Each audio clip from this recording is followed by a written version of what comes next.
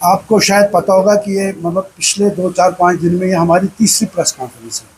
हमारा मुद्दा मकसद यही है कि जो हमारे मसाइल हैं और जिन मसाइल से हम गुजर रहे हैं कि ये आवाज़ हम सरकार तक पहुँचाए।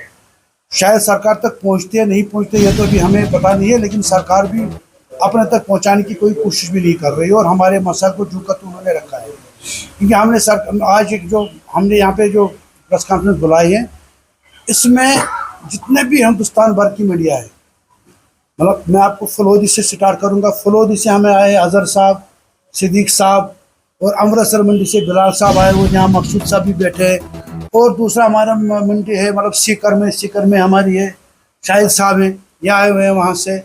और दिल्ली से हमारे पास आए हैं मस्जिद साहब है, और ये आदिल मीर साहब है, मोहम्मद इलियास कुरैशी जो दिल्ली से काम करते हैं, और बहुत से लोग। और यहाँ पे जितने भी आपने देखा कि एक हुजूम पड़ा हुआ है जो यहाँ से इस काम से वाबस्ता है, सब लोग आए हुए इसीलिए कि हम वहाँ पे अब इतना बर्दाश्त नहीं कर सकते। रोज़ाना की बुनियादों पे जो पंजाब भर में हमें लूटा जा रहा है और हमारी गाड़ियों का एक्सटॉर्शन किया जा रहा है, और वहाँ पे 3 3 घंटे 4 4 घंटे रोक कर उनकी मोर्टेलिटी प्लस और 25,000 20,000 रुपया पहुँच गई बात, और वो भी देने पड़ते हैं। इसलिए एक फैसला हुआ है कि मंडी में है कि अब क्योंकि वहाँ पे जो व्यापारी सप्लाई करते हैं उनको भी बड़ी मुश्किलात है मंडी तक माल पहुँचाना, तो एक बहुत मतलब हालात हमारे लिए खराब हो गए वहाँ पूरे मंडियों में। तो अब ये है कि आज के डेट में आज के डेट में मैंने कि 2 3 दिन पहले भी ये कहा था कि शायद मंडियाँ बंद होगी और यहाँ पे सप्लाई मुतासर होगी, तो ये बात तो हमने कह दी थी, लेकिन आज वो सारा कुछ हो गया। तमाम मंडियाँ आज शट डाउन है, और आज के बाद वो कह रहे कि जब तक जम्मू कश्मीर सरकार इस मसले को तरजीह बुनियादों पे पंजाब सरकार के साथ उठाएगी नहीं और इसका हल नहीं निकालेगी, तब तक किसी भी मंडी से कोई भी गाड़ी या कोई भी ट्रक जम्मू कश्मीर के लिए रवाना नहीं होगी। अब चूंकि ये लोग आए, हम लोगों ने इनके साथ बात की, मसाइल हमारे हैं और इसमें ज़्यादा से ज़्यादा जो मुश्किलात है वो हमें यहाँ पे जो बेचने वाले लोग उनको मसाइल हैं, तो हमने इनकी बात को भी सुना, इन्होंने हमारी बात को सुना। तो आज यही तय पाया कि आज के बाद किसी भी मंडी से कोई भी माल की गाड़ी यहाँ पे लोड नहीं होगी। अब चूंकि यहाँ पे जो सप्लाई का मामला है, क्योंकि हमारे पास हमेशा तकरीबन 2 3 दिन की सप्लाई होती है, तो किसी के पास 3 दिन की होती है, किसी के पास 2 दिन की होती है। जितने भी हमारे पास सप्लाई अवेलेबल है, मुतबरक दिन चल रहे हैं, अशूरा चल रहा है, तो इसके लिए यह है कि जितना भी हमारे पास सप्लाई होगी वो क्लियर रहेगी तब तक, जब तक यहाँ पे मौजूद होगी। किसी को हम शॉर्टेज नहीं होने देंगे, लेकिन ये तब तक है जब तक हमारे पास अवेलेबल होगा। नया माल आज के बाद हमारे पास नहीं आएगा। दूसरी बात जो सबसे अहम बात है, जो सबसे बड़ी अहम बात है वो यह है कि हम उन लोगों से अपील करते हैं, क्योंकि मुहर्रम के दिन गुजरने के बाद यहाँ पे नज़र न्याज का सीज़न शुरू होगा, शादियों का सीज़न होगा, एंगेजमेंट का सीज़न शुरू होगा। बहुत से लोगों को कह के रखा कि हमें मतलब गोश्त चाहिए इन दिनों में। हम उन लोगों से भी गुजारिश करते हैं कि वो अपने डेट को चेंज कर ले और इस मामला को देखें कि जिन मुश्किलात से हमें गुजर रहे हैं और इसकी वजह से यहाँ माल नहीं आएगा, वो किसी भी सूरत में किसी भी दुकानदार या किसी भी ऐसे आदमी को तंग नहीं करेंगे जिनसे उन्होंने मतलब कहा था कि हमें इस डेट पे माल चाहिए। वो आदमी जिन्होंने उनको बोला था वो सप्लाई देने से कासिर रहेगा, और इसलिए उसकी कोई जिम्मेदारी नहीं है कि वो सप्लाई दे पाएगा। अगर किसी किस्म की कोई परेशानी उसको की गई तो फिर हम उनके साथ बात करेंगे और हम ये कहेंगे कि भाई जब तक सप्लाई बहाल नहीं होगी तब तक किसी किस्म की नजर न्याज या शादी वादी की गोश्त सप्लाई मुतासर होगी। उनके लिए ये है कि हम उनको रिक्वेस्ट करते हैं या तो वो खुद सरकार से बात कर ले या तो वो अपने डेट को भी चेंज कर ले, क्योंकि जब तक ये मसला हल नहीं होगा, जब तक इस पर सरकार ठोस इकदाम नहीं उठाएगी, जब तक सरकार हमें इस मुसीबत से आज़ादी नहीं दिलाएगी, जब तक सरकार वहाँ पे गुंडागर्दी खत्म नहीं करेगी, जब तक सरकार हमें यकीन दहानी और एक डेलीगेशन वहाँ पे नहीं भेजेगी, तब तक ये हड़ताल जारी रहेगी। तो उसमें 2 चीज़ें हैं, एक अवेलेबिलिटी कितने दिनों की आपके पास है, दूसरा कि किसी ने अभी मैरिज के लिए जो टाइम रखा है उनके लिए, क्योंकि आपसे भी उन्होंने तो टाइम मांगा होगा कि कब वो फंक्शन होगी, उनके लिए क्या कहेंगे आप। दूसरा यहाँ पर बड़े दिन भी है क्योंकि आपने पहले ही बताया, लेकिन अवेलेबिलिटी कितने दिनों की है और उसके बाद क्या होने वाला है। देखिए जी, हमारे पास अवेलेबिलिटी होती रहती है यहाँ पे, मतलब कभी 3 दिन 4 दिन के लिए तो कभी 2 दिन के लिए होती रहती है। तो हो सकता है कि मुहर्रम तक जो बड़े दिन है तो उतना ज़्यादा असर नहीं पड़ेगा। हम कोशिश कर लेंगे इस चीज़ को मैनेज करने की कि हर जगह पे वो सब लोग, हो सकता है कि 10 20% अगर कहीं पे कमी विषय होगी तो वो होगा, लेकिन मुझे नहीं लग रहा मुहर्रम के बाद किसी किस्म की कोई सप्लाई होगी यहाँ पे।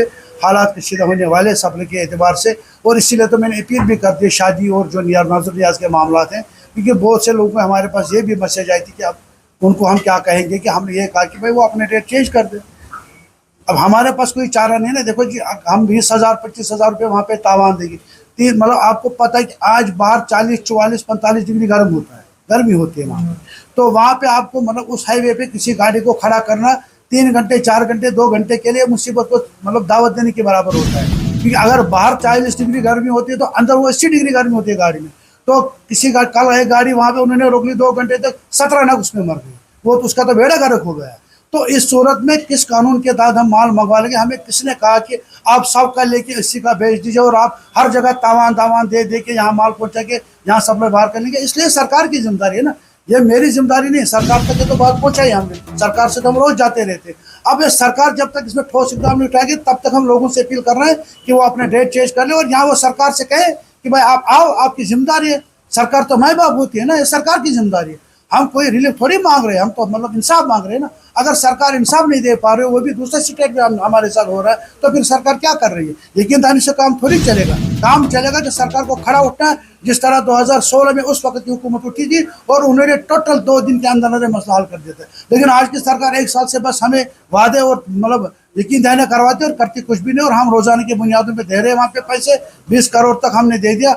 अब क्योंकि हमने एक और भी मसला उठाया, सरकार तक तो हम जा ही रहे, लेकिन हमने 1-2 दिन से एक मुहिम चलाई कि हम और लीडर के पास भी जा रहे हैं। शायद हम इस सिलसिले में परसों मतलब मोहम्मद अल्ताफ बुखारी साहब से भी मिले थे, उन्होंने भी यकीन दहानी करवाई कि मैं इस मामले में गवर्नर साहब से बात करूँगा। जहाँ तक उन्होंने यकीन दहानी दी कि जहाँ तक मेरी कोशिश होगी मैं आपको मदद करूँगा कि हर जगह तक ये बात पहुँचाऊँगा। आप लोगों से नाइंसाफ़ी हो रही है, इसको हम रोकने की कोशिश करेंगे। लेकिन जब ये नाइंसाफ़ी रुकेगी हम खुलम खुला उस टाइम इंडिया खोल देंगे और वहाँ से माल आएगा, लोगों को उसी एतबार से माल मिलेगा जिससे मिल रहा था। और भी हमारी कोशिश है सरकार के साथ साथ हम उस दरवाजे तक जाएंगे जहाँ पे हमें इंसाफ और रिलीफ मिलेगा, उस कोशिश को बरकरार जारी रखेंगे। हम किसी भी सूरत में ये नहीं चाहते कि इस टाइम में जब ये सीज़न का टाइम होता है 10 रुपये कमाने होते हैं हमें, लेकिन हम इस टाइम मजबूर हो गए ये हालात पैदा करने के लिए अपने लिए। हम नुकसान उठाने के लिए तैयार नहीं है, ना हम चाहते कि ये बंद हो जाए, ये सफर रुक जाए।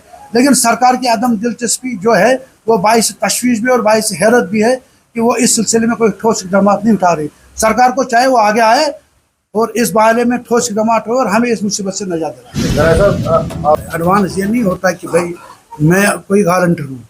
खुदा करे, मैं आपको मिसाल दे दूंगा, किसी आदमी ने किसी को एडवांस दिया कि मुझे फलानी तारीख को आपको गोश्त देना है। अब एक दिन पहले अल्लाह ताला रहम करे उस शादी वाले के घर में कोई मतलब नागानी कोई हादसा हुआ है, तो उस टाइम क्या वो जो गोश्त सप्लाई देने वाला उसको ये कहा कि भाई आपने मुझे साइज दे रखी थी, आपको गोश्त लेने जबकि उसने उस टाइम मंगवाया होता है।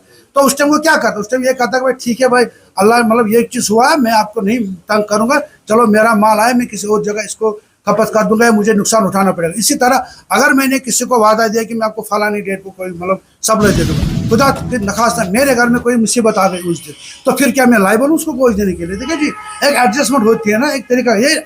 ये जो साय होती है या लफ्ज़ होता है, ये होता है कि एक आपस में एक मतलब ये कि मामला तय हुआ है कि मुझे इस डेट पे चाहिए, मुझे कोई टेंशन नहीं। अगर मामूल के मुताबिक सप्लाई आएगी तो मामूल के मुताबिक सबको मिलेगा।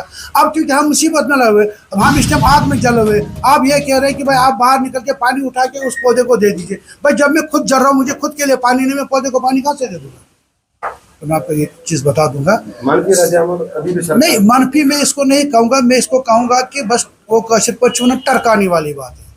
मनफी रद्दमल भी मैं नहीं कहूँगा, क्योंकि वो इस बात को तस्लीम भी करते और वो बोलते भी कि आप लोगों के साथ जुल्म हो रहा है, लेकिन अमली तौर पे वो कुछ नहीं कर पा रहे। अब उनकी क्या मजबूरी है वो तो सरकारी बता सकते, लेकिन ये मैं नहीं कहूँ कि उनका मन से रद्दमल है। हम जब भी चाहते हैं हम मिलते हैं, उनसे बात करते हैं, वहाँ से यकीनदानी मिलती है, बड़ी अच्छी यकीनदानी मिलती है, चाय पानी भी वहाँ से पी के निकल जाते हैं। लेकिन हमें तो ये चाहिए कि भाई हमें इंसाफ चाहिए। तो दूसरी बात में है कि अगर आप में से कोई भी मतलब जो बाहर से आए हुए जैसे लोग आएगा, जिससे कोई सवाल करना चाहता है तो खुले है। फजल मोहम्मद रोग है, जे भी है, क्योंकि बड़ा दिन के लिए तो सप्लाई तो रहेगी, लेकिन उसके बाद तो बिल्कुल आम जिंदगी में जो सप्लाई होती है वो भी मुतासर हो जाएगी। ये ना हमने, मैं आपको चीज़ बताऊंगा, डायरेक्टर से लेकर चीफ मिनिस्टर तक कोई दरवाज़ा हमने नहीं छोड़ा जहाँ तक हमने गए। पंजाब हम 5 बार गए, वहाँ भी डायरेक्टर से लेकर चीफ मिनिस्टर ऑफिस तक हमने कोई दरवाज़ा नहीं छोड़ा। हर जगह यकीनदानी मिलती है, हर जगह इंसाफ की बात होती है, इंसाफ नहीं मिल रहा है। अब क्योंकि तंग आमद से जंग आमद, अब हमारे पास ऑप्शन क्या बचा है? हमने आज से 15 दिन पहले सरकार को ये बोला था कि वहाँ पे नए टेंडर आ रहे, नए लोग टेंडर डाल रहे, वो नई कहानी चलाएंगे। तो वो हुआ, सरकार ने उस टाइम भी नहीं सुनी हमारी बात को, लटकाते रहा। आज ये हुआ कि 4 दिन पहले टेंडर नया हुआ और वो तो अब 4% मांग रहे, वो तो 30,000 रुपये गाड़ी को मांग रहे, वो तो 50,000 रुपये गाड़ी को। हमारे पास है क्या कि हम सरकार के साथ मतलब माजदारी करें? हमारे पास एक ही हथियार है कि हम अपने काम को शट डाउन कर सकते हैं। यह हमारा आईनी और जमहूरी हक है, ये हम कर सकते हैं। हमें कोई जबरदस्ती थोड़ी करेगा आप महंगा लेके सस्ता भेजो या आप वहाँ पे मतलब तावान दे के यहाँ पे भेजो। ये हमारा हक है, हम इसको इस्तेमाल कर रहे हैं। हमारे पास और कोई चारा ही नहीं, हमारे पास कोई और रास्ता नहीं। अब कौन सा रास्ता है जिसको हम अपना लेंगे? उन्हें मैंने सुना है कि सोशल मीडिया पे सोचा कि भाई ये क्या करेंगे रेट बढ़ाने की, और ये मैं क्लियर करना चाहता हूँ कि हमारे पास वो ऑप्शन था, हम हड़ताल के बजाय उस ऑप्शन पे जा सकते थे, क्योंकि हमें ये पता था कि ये हमारे लिए कमाने के दिन होते, सीजन होता है। लेकिन हमने उस ऑप्शन को छोड़ा, हमने अपने आप को नुकसान कर दिया। हम हड़ताल पे गए, हमने मतलब माल मंगवाना बंद कर दिया, लेकिन हमने रेट को बढ़ाने की कभी मतलब सोच अपने दिमाग में नहीं लाई। और उन लोगों को भी ये जवाब है कि किसी भी सूरत में कोई भी रेट बढ़ाने का कोई भी प्रोग्राम नहीं, और उस चीज़ से निकले कुछ भी नहीं होगा। रेट जो है वही है। बाकी कंज्यूमर को ये यकीन हम करवाते कि रेट किसी भी सूरत में नहीं बढ़ेगी। लेकिन सरकार से गुजारिश है कि वो ठोस इक़दाम लेके आए, वो इसमें जल्दी करे और इस मसले को हल करे।